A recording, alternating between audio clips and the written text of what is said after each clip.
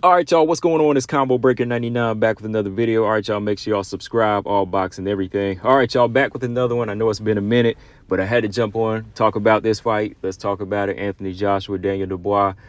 Man, Anthony Joshua, he's fallen so far, man. I mean, I thought he would have enough tools in his belt here to make this a good fight, but at the same time, Daniel Dubois, he's been looking different right now. Daniel Dubois, I think, he's just been on a mission to get better as a fighter, and it really showed in this one. I actually, I'll go back and say again, I thought Daniel Dubois scored a stoppage over Alexander Usyk. I know a lot of people disagree with me on that one, but I thought he beat Usyk.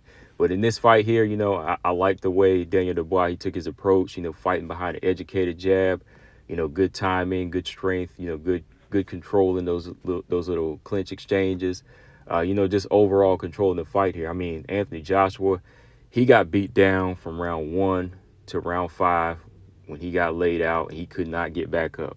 I mean, Daniel Dubois, he put a beating on him. And it all started behind that educated jab in this fight. I mean, starting with the first round, AJ looked like he wanted to, get that pace going with his jab. He was trying to stay in that mid-range, just time Daniel Dubois. But Daniel Dubois, much better with his jab. I think AJ, again, he was kind of going back to those robotic moments of his. You didn't really see any style behind his punches. Head was straight up and just kind of just throwing that heavy jab out. But Dubois, he was just timing it well, timing it, firing his own jab down the pipe and just doubling up on it. And then, just like I said, clinching up, kind of roughing up AJ in the first round.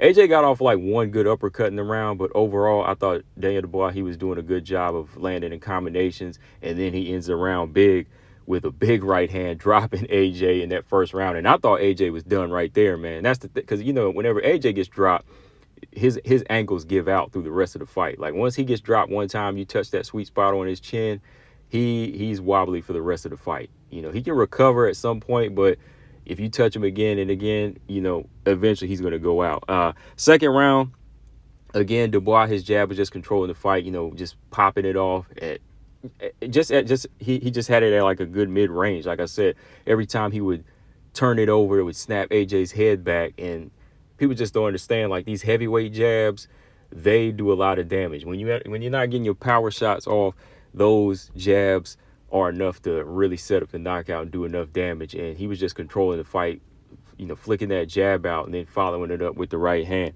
Third round, Dubois, he was just boxing beautifully. I mean, again, jabbing out of range. And then once again, just landing in combinations, backing AJ up the whole third round. And then by the end of the round, again, drops him with another hard power shot. This time a left hook, drops him with a good left hook. Going into the fourth round, at the opening, I thought the referee was going to stop it here because Dubois jumped on him in the opening round and dropped him again.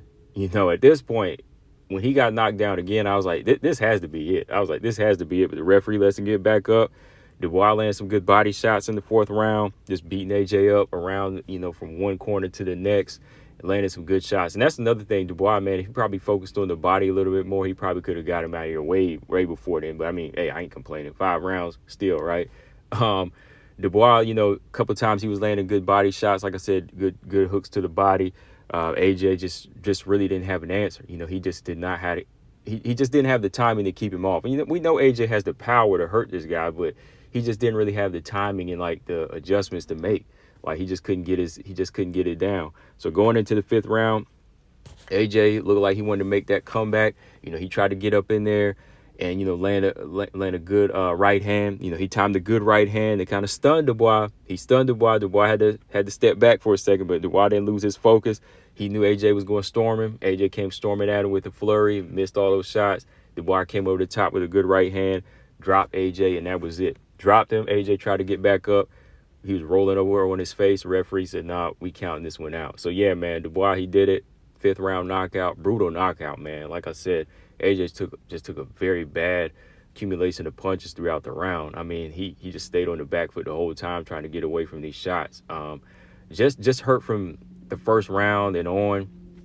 I don't think, he really ever recovered from that first knockdown in the first round. And then, like I said, in the third round, he was really hurt. But, yeah, man, I think this is it for AJ. I think this is it, man.